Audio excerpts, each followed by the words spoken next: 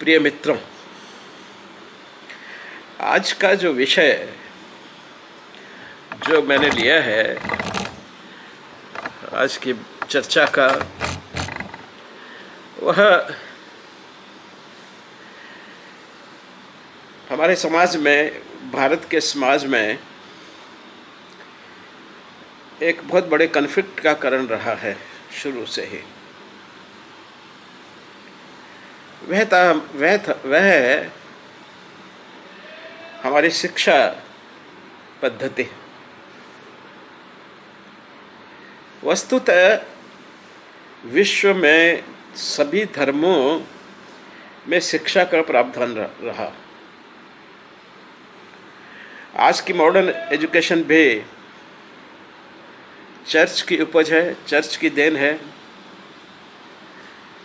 जो यूरोप में शुरू हुई, इंग्लैंड में और सारी दुनिया में छाई, और धीरे धीरे उसका सारा प्रारूप बदल गया और आज हम आधुनिक शिक्षा के रूप में उसको देख पाते हैं। भारत में भी इंडिक रिलीजन जितने भी थे, उन सब में पिछले कम से कम 5000 साल, हो सकता है ज़्यादा भी हो, गुरुकुल की व्यवस्था रही। यानी कि गुरुकुल, जहाँ गुरु के स्थान होता था, स्कूल होता था, स्कूल कह दीजिए, कॉलेज कह दीजिए, और वहाँ बच्चे गुरुकुल में ही रहते थे और वहीं पे शिक्षा प्राप्त करते थे। ये रेजिडेंशियल स्कूल्स की तरह थे। इस्लाम जब आया तो उन्होंने भी जो इस्लाम की किताब थी उसको बहुत अत्यधिक महत्व दिया, जिसको कुरान कहते हैं, और उसको सीखने, सिखाने और दूसरों तक ले जाने के लिए और अपने लोगों को भी उसका ज्ञान देने के लिए उन्होंने मदरसों की रचना की। इसमें कोई शक नहीं कि इस्लाम ने भारत में राज तो नहीं किया सारी सब जगह पे, लेकिन उनकी उपस्थिति रही। उनके साथ ही हमारे, चाहे विजयनगर डायनेस्टी हो, चाहे शिवाजी की डायनेस्टी हो, चाहे उदयपुर की डायनेस्टी हो, ये सब भी एग्जिस्ट करती रही। ज़्यादातर भारत में जो राज सत्ता थी वह तो रही हिंदुओं के पास में, लेकिन कुछ संधियां जो डर कर के या एक उत्पात से बचने के लिए उन्होंने कर ली थी, उसके अंतर्गत कुछ इस्लाम का असर जो है वो हमारे समाज पे ज़रूर हुआ। जहाँ पे उनका डायरेक्ट राज्य था वहाँ पे उन्होंने उसको वहाँ पे शुरू करना चाहा। नतीजन काफ़ी मात्रा में हमारे यहाँ पे जो हमारे हिंदू लोग थे या दूसरे इंडिक रिलीजन थे, वो इस्लाम में कन्वर्ट हुए। अब इस्लाम अपने साथ मदरसा लेके आया था, जो प्राइमरली उनकी धार्मिक शिक्षा पे आधारित था और जो बड़ा रिजिड रहा। जैसे मैंने कहा कि आज के आधुनिक स्कूल भी चर्च से शुरू हुए और शुरू में वो धार्मिक शिक्षा ही देते थे। गुरुकुलों में यह कभी नहीं रहा कि धर्म की शिक्षा मिलती हो, वहाँ तरह तरह की शिक्षाओं का प्रावधान था और शिष्य की इच्छा देखते हुए और उसकी शक्ति देखते हुए गुरु डिसाइड करता था कि इसको क्या सिखाया जाए, किस रास्ते पे ले जाया जाए। लेकिन वहाँ कोई एक फिक्स्ड आइडिया नहीं था, उसी को फॉलो करना है। और ये सिस्टम बहुत बड़ा, और कई यूनिवर्सिटीज़, तक्षशिला यूनिवर्सिटीज़ और उधर बिहार की यूनिवर्सिटीज़, बहुत जगह यूनिवर्सिटीज़ बनी जहाँ पे विश्व भर से लोग आते थे। और वो कोई सब्जेक्ट सेंटर नहीं थे, रिलीजन सेंटर्स नहीं थे, वो एक जनरल ज्ञान का भंडार जो है, दुनिया में जितने भी प्रकार के ज्ञान हैं उन ज्ञानों को का विस्तार करने के लिए, पढ़ाने के लिए उनका उपयोग हो रहा था। चाणक्य खुद भी तक्षशिला यूनिवर्सिटी में शिक्षक थे, प्रोफेसर थे। और ये कितना आश्चर्य लगता है कि वो पटना से, पाटलिपुत्र से उस जमाने में अपनी क्लासेस लेने के लिए तक्षशिला आया करते थे। इस तरह सभी धर्म से शिक्षा का रहा, लेकिन कालांतर में जाकर के धीरे धीरे जब मानव समाज का ज्ञान बढ़ता गया, उसका एक्सप्लोरेशन प्रकृति का बढ़ता गया, तो वह धार्मिक शिक्षा उसमें से डाइल्यूट हो गई या और फिर बाद में जाके वो डिसअपियर ही हो गई। अभी भी जो कॉन्वेंट स्कूल वगैरह रहते हैं, क्रिश्चियन मिशनरी के स्कूल रहते हैं, वहाँ कुछ किसी न किसी रूप में धार्मिक शिक्षा दी जाती है। हाँ, जो दूसरे मेन स्ट्रीम स्कूल्स हैं जो गवर्नमेंट चलाते हैं और करते हैं, वहाँ पे धर्म की शिक्षा नहीं दी जाती, अच्छे विचारों की शिक्षा जरूर दी जाती है। इसी के अंतर्गत गुरुकुल भी बने, लेकिन हिंदुओं ने ज़्यादातर अपने बच्चों को गुरुकुल में भेजना स्वीकार नहीं किया और वह आधुनिक शिक्षा में ही चलते रहे। न कभी ये रवाज रहा कि हिंदू जो हैं 10,000 साल से पहले भी कि वो अपने बच्चों को धर्म की शिक्षा के लिए गुरुकुल में भेजते हों। वह धर्म की नहीं, जो क्षत्रिय थे वो शास्त्र शिक्षा के लिए, जो वैदिक थे वो वैद्य लोग थे, वैदिकी सीखने के लिए। और इस तरह से तमाम तरह के जितने भी कलाएं हैं, उन कलाओं का वहाँ सिखाने का प्रावधान होता था, जैसा कि आज के आधुनिक समाज में स्कूल और कॉलेजेस में होता है। इस्लाम के साथ थोड़ी सी ये रही कि वो काफ़ी कट्टरवादी रहे, क्योंकि उनका आधार वही था कि जो सिद्धांत आज से 6वीं शताब्दी में बनाए गए उन्हीं को फॉलो करना है, उनको परिवर्तित नहीं हो सकते। वो अंतिम किताब है, अंतिम पैगंबर है और वो अंतिम मैसेज है, उसका कोई मॉडिफिकेशन नहीं हो सकता। तो इस कारण उसी को याद करना और उसको ही रिप्रोड्यूस करना और उस पर ही एक्ट करना, यह एक उनकी ज़्यादातर लोगों की ऐसी भावना रही। तभी तो आज भी यूपी मात्र में 25 लाख छात्र हैं और 10,000 शिक्षक हैं। गवर्नमेंट के ऑर्डर्स से कह दीजिए या प्रेशर से कह दीजिए, कुछ नवीन आधुनिक जो विद्याएं हैं वो भी उन्होंने वहाँ पढ़ाना शुरू किया, कंप्यूटर भी लाना शुरू किया। लेकिन जब तक मुख्य किताब उनकी धार्मिक किताब रहेगी, तब तक ये सब बेमानी हो जाते हैं। रादर ये उस धार्मिक आइडिया के पोषक बन जाते हैं। यह जो एडिशनल ज्ञान उनको मिलता है, जब तक धर्म का ज्ञान प्रथम रहेगा तो ये उसके पोषक हो जाएंगे। वो इसका उपयोग करके भी अपने ही धर्म की सुरक्षा या फैलाने का या बदला लेने का या जैसा जो कुछ भी जैसी परिस्थिति हो उसके लिए उपयोग करेंगे।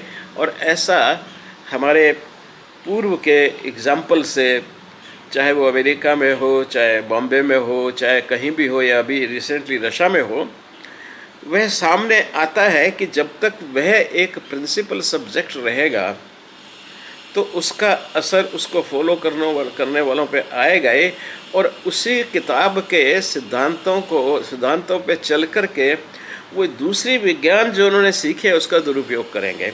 इसकी संभावनाएं ज़्यादा हो जाती हैं अब तक के इतिहास को देखकर। इसलिए दुनिया में बहुत से लोग सोचने लगे, सारी दुनिया में, कोई भारत नहीं सोच रहा था, सभी लोग सोचने लगे कि भाई इस जो एक पर्टिकुलर किताब पे जो संबंधी ज्ञान को इतना ज़बरदस्त उसको नहीं सिखाया जाए, क्योंकि बाइबल में भी हो सकता है कुछ ऐसी चीज़ें हों, हमारे ग्रंथों में भी कुछ ऐसी चीज़ें हों, लेकिन वो सब चीज़ें उस किताब में भी हैं और वो उसी किताब पे आश्रित हो जाएंगे, तो शायद यह लोगों ने मानना शुरू किया कि वह लोग, उस तरह से शिक्षित लोग, दूसरे साथियों के लिए या समाज के लिए खतरा बन सकते हैं, संघर्ष को बढ़ा सकते हैं। जिसकी कोई आवश्यकता नहीं है। तो दुनिया भर में ये चला कि उन्होंने किसी न तरीके से, चाहे मिडिल ईस्ट हो, चाहे बाकी इस्लामिक कंट्रीज़ हों, जो मॉडर्न एजुकेशन है उसको दुनिया ने वहाँ पे लागू किया। कई जगह उनकी मर्ज़ी के अगेंस्ट में, और कुछ जगह कुछ ऐसे उनके लीडरान हुए कि जिन्होंने इसको ठीक समझा, और कुछ जगह जहाँ ब्रिटिश राज था, जैसे पाकिस्तान, ऑलरेडी वहाँ पे ब्रिटिश राज था, और ब्रिटिश राज के टाइम में वो ऐसी अच्छी यूनिवर्सिटीज़ बना के छोड़ गए थे कि जिनका बंद होना नामुमकिन था, लेकिन उसके साथ साथ मदरसे भी फले फूले। तो जितने वहाँ से पढ़ने लिखने वाले प्रोड्यूस नहीं हो रहे थे, उससे ज़्यादा मदरसों से ट्रेंड धार्मिक शिक्षा में परिपूर्ण लोग खड़े हो गए, बन गए। अब वो अपने उद्देश्यों के लिए वो बाकी समाज से संघर्ष करने लगे, और जो संघर्ष आज भी पाकिस्तान, अफ़गानिस्तान, ईरान, जितनी भी इस्लामिक कंट्रीज़ हैं, वहाँ पे बड़ा स्पष्ट रूप से दिखाई देता है। इस स्थिति को समझते हुए हिंदुस्तान में भी ये महसूस हुआ लोगों को कि भाई ये पर्टिकुलर तरह की धार्मिक शिक्षा देना ये ठीक नहीं है। बाकी सब ने तो बंद कर दी। मैं नहीं किसी स्कूल, मैं कितने स्कूलों में पढ़ा हूँ और कई जगह पढ़ा हूँ, लेकिन मुझे कभी भी किसी ने धार्मिक शिक्षा नहीं दी। मेरे हमारे जो सरकारी स्कूलों में पढ़े हैं, कॉलेजेस में पढ़े हैं, वहाँ कोई भी एक प्रार्थना के सिवाय धर्म के नाम पे कुछ भी नहीं पढ़ाया जाता, वहाँ पे नहीं बताया जाता। लेकिन जो मदरसे हैं वहाँ पे हो सकता है वो कुछ और सब्जेक्ट भी पढ़ाते हों, लेकिन जो उनके धर्म की बात है वह मुख्य ही रहती है, और कुरान किताब के सिद्धांत जो हैं मुख्य रूप से वो उनको याद हो जाते हैं, उनके मन में गहन रूप से बैठ जाते हैं। अब वो फिर नेचुरली जो कुरान में विश्वास नहीं करते, उनका कहना भी ऐसा है कि वो लोग ठीक नहीं हैं, इसलिए आसानी से वो बाकी समाज के लोगों से, बाकी धर्मों के लोगों से संघर्ष में आ जाते हैं या उनसे घृणा करने लगते हैं। अब इस समस्या का समाधान क्या किया जाए? बाकी जगह तो धर्म की शिक्षा अपने आप ही लुप्त हो गई। अब आता है गुरुकुलों का प्रश्न। तो गुरुकुल भी एग्जिस्ट किए, लेकिन गुरुकुल बहुत सीमित जगह पे सिर्फ धार्मिक शिक्षा के लिए है। गुरुकुल जो है कुछ बड़े बड़े मंदिरों में जहाँ स्थापित है वहाँ पे उनको चाहिए थे, पूजा करने वाले पंडित चाहिए थे, दूसरी तरफ पूजा पाठ करने वाले जो हिंदुओं की दिनचर्या है और हिंदुओं का जैसे त्योहारों से परिपूर्ण पूरा साल भर का एक कार्यक्रम होता है, तो उन सब के लिए बहुत से पंडितों की आवश्यकता पड़ती थी। तो ये ज़्यादातर गुरुकुल उन्हीं की शिक्षा देते रहे, लेकिन उन लोगों को कुछ और ज्ञान भी मिलता रहे, तो वो बाकी शिक्षा भी कुछ गुरुकुलों में देते रहे। लेकिन उनका जो प्राथमिक उद्देश्य था वो यही था कि वो जाके समाज में सेवा करेंगे, धार्मिक कार्यक्रमों में उनका वो काम करेंगे, और उसके बदले में उनको जो घर वाले हैं या जिनके यहाँ पे वो कार्यक्रम हो रहा है वो उनको पेमेंट करेंगे। तो ये एक व्यवस्था का, इस तरह का व्यवस्था का रूप था कि ब्राह्मण लोगों को बनाने के लिए, पंडित लोगों को क्रिएट करने के लिए इस तरह के गुरुकुल शुरू हुए। हाँ, कुछ गुरुकुल जो है वो प्राचीन परंपरा के हिसाब से भी चलते रहे, और लेकिन इनका कोई ज़्यादा विस्तार नहीं है। ये बहुत ही लिमिटेड जगह पे हैं, और प्राथमिक रूप से वह जो धार्मिक शिक्षा और दूसरी चीज़ों को, जिसे हम कर्मकांड कहते हैं, कर्मकांड को वहाँ पढ़ाया जाता है, जिसके जानने से किसी को नुकसान होने की कोई संभावना नहीं है। क्योंकि हिंदू वहाँ दया का धर्म पढ़ाया जाता है, वहाँ पे सौहार्द का धर्म पढ़ाया जाता है, भाईचारे का धर्म पढ़ाया जाता है। तो वैसे देखने में कुछ अभी नज़र ऐसा नहीं आया, या वहाँ के किसी गुरुकुल के छात्र ने निकल के कोई ऐसा काम नहीं किया या कभी कोई स्टेटमेंट नहीं दिया कि जो समाज को खतरे की घंटी की सूचना दे। तो इसलिए एक तो उनका नंबर बहुत कम है। क्रिश्चियंस का तो हमने बता ही दिया कि वो तो समाप्त प्राय हो गया, सिर्फ उनकी पादरी वगैरह की ट्रेनिंग होती है, और वो चर्च की ट्रेनिंग जो है वो चर्च तक ही सीमित है, और वो धार्मिक लोगों के साथ में जो पढ़ लिख लेने के बाद में वो लेते हैं। पारसियों में भी ऐसा है कि उनके पंडित जो है या पुरोहित कह दीजिएगा वो बनते हैं, प्रोड्यूस होते हैं, उसकी ट्रेनिंग होती है, लेकिन वो प्योरली पुरोहितों की ट्रेनिंग होती है। उसमें बड़े बड़े लोग जो पढ़ लिख करके और उस ट्रेनिंग के लिए जाते हैं और उसको प्राप्त करते हैं। नरीमन साहब जो सुप्रीम कोर्ट के जज थे, शायद अभी हों या रिटायर हुए हो गए हों निकट में ही, वो भी एक ट्रेंड पारसी प्रीस्ट हैं, यानी कि पारसी पंडित हैं। ट्रेनिंग ली है, वो लॉ किया उन्होंने, सुप्रीम कोर्ट के जज रहे, दुनिया भर में जाने माने केस किए उन्होंने, लेकिन उसके साथ में वो एक ट्रेंड प्रीस्ट भी हैं। तो अपनी एजुकेशन के साथ में अपने फील्ड में एक कोई डिग्री प्राप्त कर लेना या कोई ट्रेनिंग ले लेना वो कोई पाप नहीं, उससे कोई गलत नहीं होता, क्योंकि वो आप अपनी परंपराओं को चलाने के लिए, निभाने के लिए उसका उपयोग करते हैं। और कुछ लोग जब पूर्णकालिक उसमें लग जाते हैं तो नेचुरली वो उनके अर्निंग का भी एक मुख्य सोर्स हो जाता है। तो इस तरह की व्यवस्था रही है, लेकिन ये जो मदरसों का है वो बहुत ही एक एक्सक्लूसिव जाल है, और ये प्रश्न वास्तव में सुप्रीम कोर्ट में अब पहुंच गया है। हाई कोर्ट की अपनी विवेचना थी, उनका अलग विश्वास था, उन्होंने सोचा कि इस तरह के मदरसे शायद अनकॉन्स्टिट्यूशनल हैं, क्योंकि हमारे तो कहीं संविधान में इस बात का जिक्र भी नहीं है, न ही उसके लिए कानून है। रादर हमने तो इसको अपने आप को सेकुलर डिक्लेयर किया 1976 में, और उससे पहले का भी संविधान जो है हमारा एक सेकुलर संविधान है, उसको कहने की ज़रूरत नहीं है, उसमें कोई धर्म का कोई वो नहीं है, विधान नहीं है।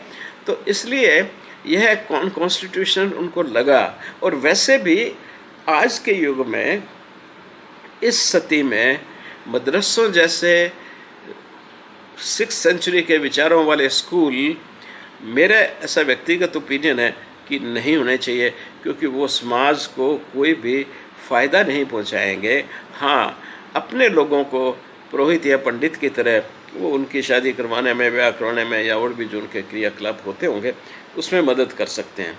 तो उसके लिए क्यों नहीं जो हिंदू समाज का या पारसी समाज का या क्रिश्चियंस का भी जो एग्ज़ाम्पल है अपने प्रीस्ट ट्रेंड करने का, अपने पंडित ट्रेंड करने का, उसी तरह क्यों नहीं उनको भी ये अधिकार दिया जाए कि वो अपने मौलवी, मौलाना या दूसरे तरीके के जो उनके धार्मिक अधिकारी रहते हैं उनको ट्रेनिंग देने के लिए वो अपने अलग से 2 महीने के, 3 महीने के, जितना भी जैसे हो वैसे कोर्सेज खोल करके, और जैसे पारसी, हिंदू, क्रिश्चियंस, सिख सभी अपने ट्रेंड करते हैं, उसी तरह वह भी उसको ट्रेन करें अपनी मान्यताओं के लिए।